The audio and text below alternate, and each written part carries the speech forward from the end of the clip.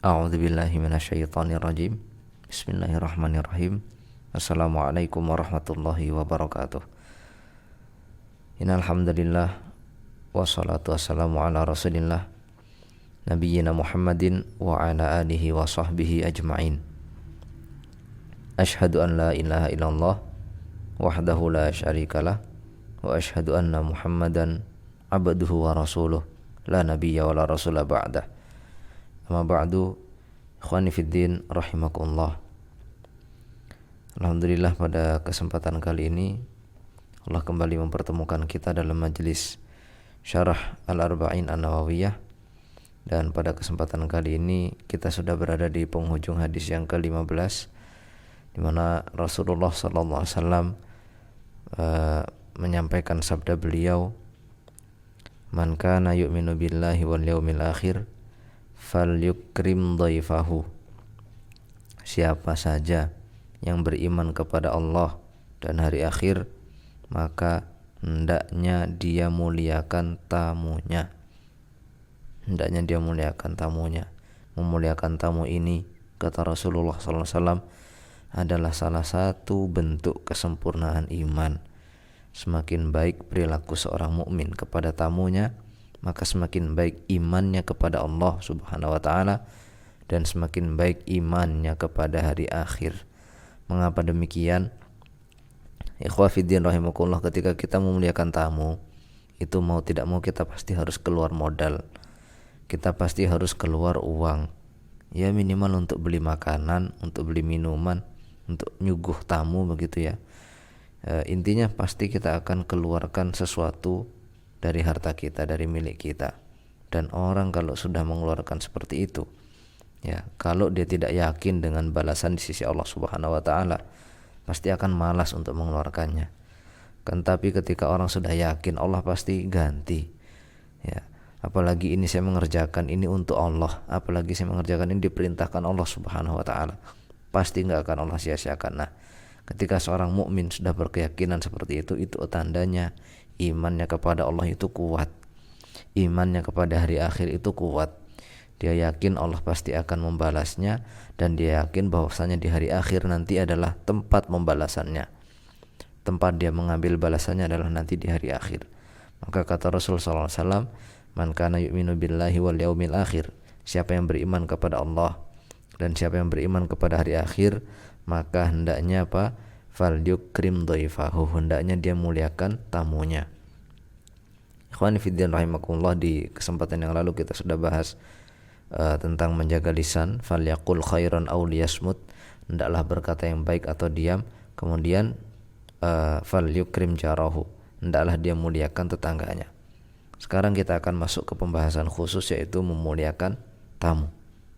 Ikhwani fiddin rahimakumullah, ikramud dhaif atau memuliakan tamu itu adalah makrumatun min makarimil akhlak, salah satu bentuk akhlak mulia, memuliakan tamu.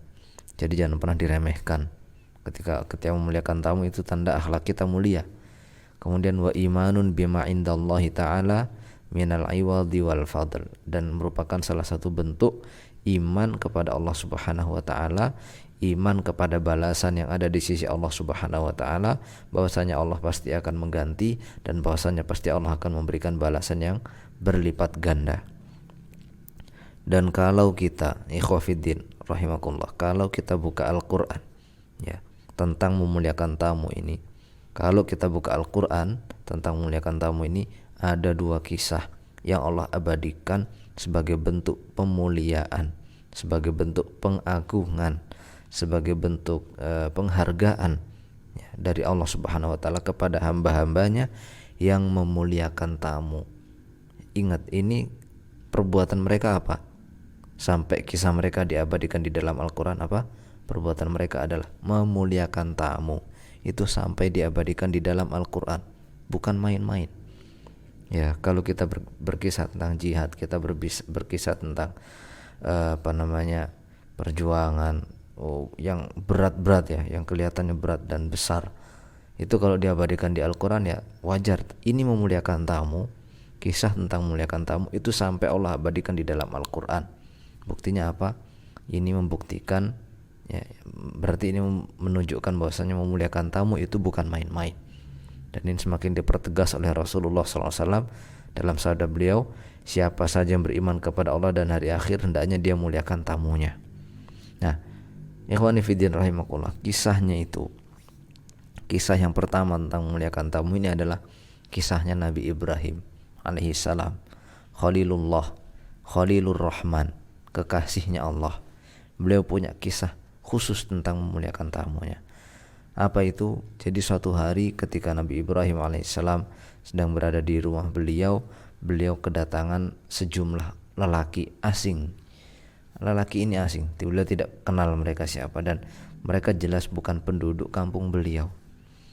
Tetapi ya, di dalam Al-Quran dijelaskan, hal ataka hadithu dhaifi Ibrahim al-mukramin, wahai Muhammad SAW. Ya, kata Allah Subhanahu wa taala, bukankah telah datang atau apakah telah datang kepadamu kisah tentang tamu-tamu Ibrahim yang mulia. Bagaimana kisah mereka? Iddakhalu alaihi, ketika itu tamu beliau masuk ya, menemui beliau, faqalu salaman, mereka mengucapkan salam. Qala salamun qaumun munkarun, kata Nabi Ibrahim, selamat datang wahai orang-orang yang tidak dikenal, orang-orang yang asing. Tetapi apa? Nabi Ibrahim SAW yang beliau lakukan adalah faragha ila ahli. Beliau segera menuju kepada istrinya, faja'a bi'ijlin samin. Beliau kemudian mengeluarkan, ya, setelah beberapa saat di dapur, beliau kemudian menyuguhkan, membawa nampan besar berisi ijl. Ijl itu anak sapi samin yang gemuk, mashwi. Itu sudah dipanggang, sudah siap tinggal disantap. Kemudian apa? Apakah begitu saja? Tidak. Faqarrabahu ilaihim. Ini anak sapi yang sudah dipanggang ini, sudah siap dimakan ini, beliau bawa itu dengan kedua tangannya, beliau letakkan dan beliau dekatkan kepada tamu-tamunya. Bukan tamunya dipanggil, ayo kita kesini ke ruang makan, itu makanan sudah siap. Bukan, beliau saking besarnya penghormatan beliau kepada para tamu itu sampai ijlnya itu, ya, anak sapi panggang itu langsung dia bawa dan beliau taruh di dekat para tamunya, di hadapan para tamunya, baru dipersilahkan makan di situ. Jadi tamunya itu tidak perlu bangun lagi, pindah ke ruangan lain, berjalan lagi, itu langsung diserahkan oleh Nabi Ibrahim alaihissalam di hadapan para tamunya, langsung dipersilahkan makan di situ. Ini merupakan bentuk, ya, bentuk saking menghormatinya Nabi Ibrahim alaihissalam kepada para tamunya. Dan sampai sekarang kisah ini kita baca, kisah ini kita renungi. Nabi Ibrahim alaihissalam sampai ke zaman kita ini sudah ribuan tahun, ya, hampir 2000 tahun kurang lebih. Itu sampai sekarang kita baca, saking mulianya memuliakan tamu, ya. Ini akhlak yang sangat mulia, sangat dicintai Allah Subhanahu wa taala. Dan Rasulullah SAW sampai mengabadikan kisah ini, kata beliau, kana awwala man adhafa dhaifa Ibrahim. Orang pertama yang memuliakan tamu adalah Ibrahim alaihissalam. Nah, ikhwan fiddin rahimakumullah, itu adalah kisah dari zaman Nabi Ibrahim alaihissalam yang dikisahkan, diabadikan di dalam Al-Quran. Ada satu kisah lagi, ini terjadi dekat dengan zaman kita, tepatnya dengan zaman sahabat radhiyallahu taala anhum. Jadi kisah ini diriwayatkan oleh Abu Hurairah radhiyallahu taala anhu. Beliau adalah seorang ahli hadis, ya. Beliau seorang muhaddis, seorang sahabat yang paling banyak meriwayatkan hadis dari Rasulullah SAW, dan beliau berasal dari Yaman. Nah, Abu Hurairah radhiyallahu taala anhu mengisahkan kepada kita tentang seorang lelaki Ansor. Lelaki Ansor ini berarti seorang sahabat yang berasal dari penduduk asli Madinah. Mereka disebut Ansor karena mereka menyediakan dukungan dan mereka menolong, membantu kaum muhajirin, kaum muslimin, para sahabat yang berhijrah dari kota Makkah menuju kota Madinah tanpa membawa banyak bekal, banyak uang, banyak pakaian, banyak makanan. Tidak, mereka semua tidak membawa itu. Dan dari mana mereka hidup? Mereka hidup dari santunan orang-orang Ansor. Mereka menyediakan rumah, pakaian, makanan, bahkan pekerjaan. Nah, di antara mereka ada yang menyediakan pekerjaan yang siap untuk dijadikan penopang hidup. Nah, maka begitulah kaum Ansor disebut Ansor karena kemurahan hati mereka. Nah, salah satu kisah paling menyentuh hati dari kebaikan kaum Ansor adalah kisah lelaki ini, di mana pada suatu hari Rasulullah SAW kedatangan seorang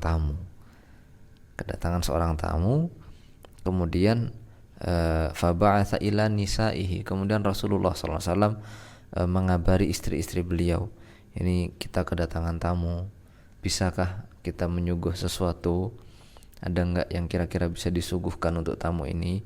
Faqulna, kemudian seluruh istri beliau memberikan jawaban yang sama, apa? Ma'ana illal ma, kita tidak punya apa-apa sekarang ya Rasul SAW, kita hanya punya air putih, bukan air susu, bukan air putih, cuman air putih ya. Sebutir gandum pun tidak ada di situ, sepotong roti pun tidak ada di situ, sebutir kurma saja tidak ada, cuman punya air putih. Ini gambaran bagaimana kesederhanaan hidupnya Rasulullah SAW. Beliau sampai titik pada suatu hari beliau tidak punya apa-apa kecuali air putih di rumahnya. Dan beliau itu nabi, manusia yang paling mulia. Kalau gunung Uhud itu beliau pengen jadi emas, itu beliau bisa rubah jadi emas dengan izin Allah Subhanahu wa taala. Kan tapi beliau memilih untuk hidup sederhana.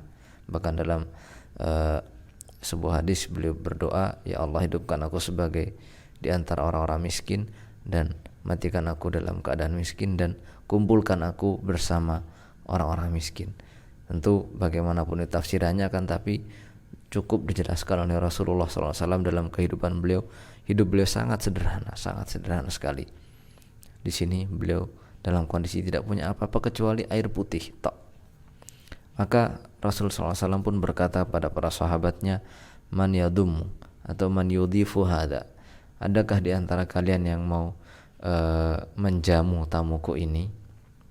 Kemudian faqala rajulun minal ansor, maka berkatalah seorang laki-laki dari Ansor, ana, aku ya Rasulullah SAW, aku akan menjamu, memberikan jamuan bagi tamu Anda.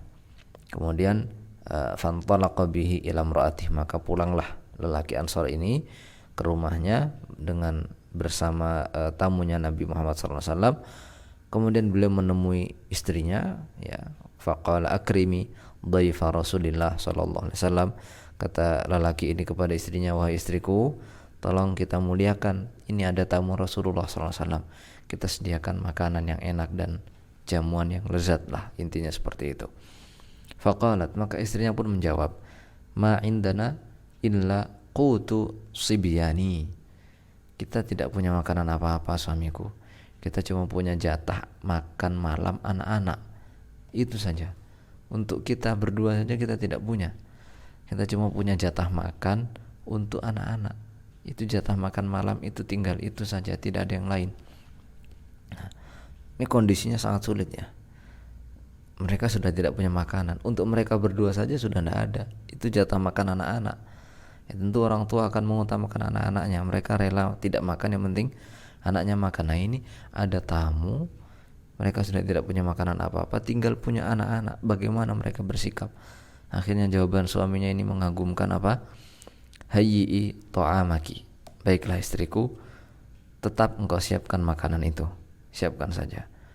Wa asbihi sirajaki, dan persiapkan lampu minyak kita. Wa nawwimi sibyanaki, dan tidurkan anak-anakmu, tidurkan semuanya. Kalau mereka rewel, ya, idza aradu asya, kalau mereka pingin minta makan malam, mereka rewel minta makan malam, nawwimi, tidurkan mereka semua.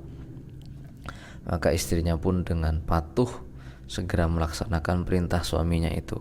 Fahayyat ta'amaha, kemudian wanita ini mempersiapkan makanannya, wa asbahat sirajaha, dan menyiapkan lampu minyaknya, wa nawwamat sibyanah, dan menidurkan anak-anaknya, semuanya ditidurkan. Setelah anak-anaknya tidur, apa? Tsumma qamat, kemudian dia bangun, dia berdiri, ka'annaha tusnihu sirajaha, seakan-akan dia membetulkan lampu minyaknya itu, dilepas. Fa'athu, kemudian lampunya dimatikan, gelap, kondisi rumah gelap. Si tamu mengira si istrinya sahabat ini cuman ya mau membetulkan lampu sebentar. Akhirnya lampu pun dimatikan dan dia tidak bertanya-tanya. Kondisi rumah gelap, kemudian makanan dihidangkan, ya, faja'ala yuriyanihi annahuma yakulan. Seakan-akan, ya, kemudian setelah masakan dihidangkan itu mereka pun makan. Dan seakan-akan dua orang lelaki, suami istri ini seakan-akan ikut makan. Ya, tangannya ke piring diangkat kosong, tangannya masuk lagi ke piring tapi yang diangkat kosong. Seakan-akan mereka makan, padahal yang makan cuma si tamu itu. Dua orang lelaki istri ini, suami istri ini, mereka tidak makan, cuma pura-pura makan supaya tamunya Rasul SAW ini tidak ragu untuk makan malam, ya, supaya tidak merasa malu atau canggung, ya. Gak mungkin tamu makan sendirian, tuan rumah kelaparan, itu kan pasti tamu gak akan mau makan. Tapi ini sahabat ini sampai lampunya dimatikan, pura-pura makan supaya tamunya itu semangat makan. Apa kemudian dikisahkan dalam hadis ini? Fabata tawiyain. Kemudian dua suami istri ini menghabiskan malam mereka dalam keadaan lapar. Mereka lapar berdua, anak mereka semuanya juga tidur dalam keadaan lapar. Semuanya demi apa? Memuliakan tamu. Memuliakan tamu. Falamma asbaha, kemudian di waktu pagi, ghada ila Rasulillah sallallahu alaihi wasallam. Sang suami pergi menemui Rasulullah sallallahu alaihi wasallam dan langsung disambut. Ketika Rasul sallallahu alaihi wasallam melihat lelaki itu datang, beliau langsung menyambutnya. Apa kata beliau? Kata Rasul sallallahu alaihi wasallam, "Dhahikallahu laila." Demi Allah, Rabb kita, Tuhan kita tadi malam tertawa. Dan dalam riwayat lain, ajiba min fi'alikuma. Allah itu takjub. Apa? Kenapa takjub? Min fi'alikuma. Allah takjub melihat perbuatan kalian berdua tadi malam. Istrimu menidurkan anak-anakmu, kemudian mematikan lampu, kemudian kalian berdua pura-pura ikut makan. Itu Allah sampai takjub. Tidak cukup sampai situ, Allah Subhanahu wa taala sampai menurunkan sebuah ayat di dalam surat Al-Hasyr ayat 9. Di situ Allah berfirman, wa yu'thiruna ala anfusihim, dan mereka itu kata Allah mendahulukan orang lain atas diri mereka sendiri. Walau kana bihim khasasah, sekalipun diri mereka butuh, sekalipun diri mereka kekurangan. Wa man yuqa syuha nafsih, dan siapa saja yang terjaga dari penyakit pelit, ya, terjaga dari bakhilnya diri, kata Allah, faulaika humul muflihun. Faulaika, mereka itulah humul muflihun. Sungguh mereka itu orang-orang yang beruntung. Mereka itulah orang yang beruntung, yang tidak pelit, itulah yang beruntung. Khonifiddin rahimakumullah. Sampai demikian Allah memuliakan perbuatan hambanya ini. Tidak cukup dengan pujian yang biasa, tidak. Allah sampai kekalkan kisah ini di dalam Al-Quran. Disebutkan salah satu keunggulan mereka adalah mereka rela mengedepankan orang lain dibanding dirinya yang sedang kesulitan. Nah, ini adalah bentuk pemuliaan tamu dan bagaimana cintanya Allah Subhanahu wa taala terhadap pemuliaan tamu ini, terhadap satu amalan sangat Allah cintai. Dan Rasul SAW juga terus menegaskan, siapa yang beriman kepada Allah dan hari akhir, muliakan tamunya. Hendaknya dia muliakan tamu. Dan dalam riwayat yang lain, dalam kisah yang lain, suatu hari Rasulullah SAW keluar dari rumah beliau malam-malam karena lapar. Kemudian Abu Bakar juga kebetulan saat itu lapar, keluar rumah. Kemudian di tengah jalan bertemu dengan Umar, juga kelaparan. Mereka bertiga kelaparan. Kemudian mereka pun mendatangi rumah seorang sahabat Ansor, dan ketika sahabat Ansor itu melihat kedatangan Rasulullah SAW bersama Abu Bakar, bersama Umar, dia langsung sambut Rasulullah, disambut, langsung didudukkan di ruang tamu, ya, diperaskan air susu, kemudian dihidangkan, kemudian dipotongkan kurma yang baru, yang rutab, yang masih segar, kemudian dihidangkan, kemudian disembelihkan untanya dan langsung dimasakkan dan langsung dihidangkan. Langsung malam itu langsung siap semuanya, susu, kurma dan unta dihidangkan semuanya, saking cintanya beliau kepada Rasulullah SAW. Dan ini adalah salah satu bentuk pemuliaan tamu yang bukan main. Nah, ikhwani fiddin rahimakumullah, itu adalah contoh-contoh. Poin selanjutnya yang ingin kita bahas adalah bagaimana sebetulnya ketentuan batasan-batasan memuliakan tamu. Rasulullah SAW pernah bersabda, ini akan langsung kita ambil poin intinya, yaitu jaizatuhu yaumun walailah, memuliakan tamu dengan standar yang paling tinggi, ya, tempatnya, makanannya itu diberikan di dalam bentuk yang istimewa, adalah 1 hari 1 malam. Ya, jadi selama 24 jam itu betul-betul diberikan sambutan yang sebisa mungkin paling tinggi yang kita mampu, dari makanannya yang lebih enak, tempat tinggal dan seterusnya. Kemudian wadiyafatu salah satu ayam, dan kata Rasulullah SAW, masa total dalam menyambut tamu itu ada 3 hari 3 malam. Jadi di hari pertama 1 hari 1 malam itu sambutan yang sangat istimewa. Kemudian di hari kedua dan hari ketiga itu sambutan yang standar, yang biasa kita lakukan sehari-hari, makan ya, yang kita makan setiap hari, tidur ya bagaimana cara kita tidur setiap hari, dan begitu seterusnya. Tapi di hari pertama sebisa mungkin dispesialkan. Akan tetapi dunaan yatakallaf, jangan sampai kita berlebih-lebihan, berhutang ke sana kemari, pinjam sana pinjam sini, ya, menjual sana, menggadaikan ini dan seterusnya. Tidak perlu berlebihan, cukup semampu yang kita bisa, ya, cukup semampu yang kita bisa. Dan kalau lebih dari 3 hari, kata Rasulullah SAW, fahuwa shadaqah, maka itu adalah termasuk sedekah, sudah dihitung sedekah. Wala yahillu lahu an yathwiya indahu hatta yuharrijahu, dan bagi tamu, kata Rasulullah SAW, bagi yang bertamu jangan sampai lebih dari 3 hari, apalagi sampai mengganggu tuan rumah, membuatnya merasa tidak nyaman di rumahnya sendiri karena kita bertamu terlalu lama. Jadi begitu ya, timbal baliknya impas, yang dikunjungi menyediakan tempat yang layak, yang mengunjungi tahu diri, jangan begitu lama, jangan terlalu memberatkan tuan rumah, begitu. Nah, ikhwan fillah rahimakumullah, ini saja yang dapat kita sampaikan. Semoga yang sedikit ini dapat memberikan manfaat dan membuahkan amal yang soleh yang langsung kita amalkan, ya. Kalau ada tamu, kita sebisa mungkin kita muliakan sebisa yang kita mampu. Dan semoga Allah Subhanahu wa taala mengistiqomahkan kita semua untuk terus menuntut ilmu dan terus melahirkan amal-amal soleh dari ilmu tersebut. Dan akhirul kalam, kurang dan lebihnya mohon maaf. Wa sallallahu ala nabiyyina Muhammadin wa ala alihi wa sahbihi ajma'in.